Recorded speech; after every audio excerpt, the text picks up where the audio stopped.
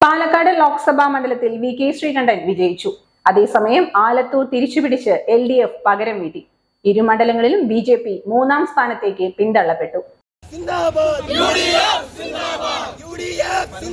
കഴിഞ്ഞ തവണ കഷ്ടിച്ച് കരകയറിയ വി.കെ. ശ്രീകണ്ഠൻ ഇത്തവണ LDFന്റെ കരുത്തനായ പോളിറ്റ് ബ്യൂറോ അംഗം A. വിജയരാഘവനെ പരാജയപ്പെടുത്തിയാണ് സീറ്റ് നിലനിർത്തിയത്. എന്നാൽ ഇടതുപക്ഷത്തിന്റെ എല്ലാ കണക്കുകൂട്ടലും തെറ്റിച്ചാണ് വി.കെ. ശ്രീകണ്ഠന്റെ വിജയം. ഇനിയെങ്കിലും നിങ്ങൾ ഈ കോട്ട പറയലൊന്നും നിർത്തണം. ആകെ പാലക്കാട്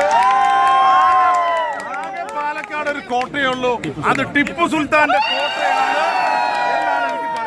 അതേസമയം ആലത്തൂരിൽ സിറ്റിംഗ് MP രമ്യ ഹരിദാസിനെ പരാജയപ്പെടുത്തി LDF സ്ഥാനാർത്ഥി K. രാധാകൃഷ്ണൻ സീറ്റ് തിരിച്ചുപിടിച്ചു. കഴിഞ്ഞ തവണ രമ്യ ഹരിദാസ് പാട്ടുംപാടി ജയിച്ച മണ്ഡലമാണ് ഇത്തവണ K. രാധാകൃഷ്ണനൊപ്പം ചേർന്നത്.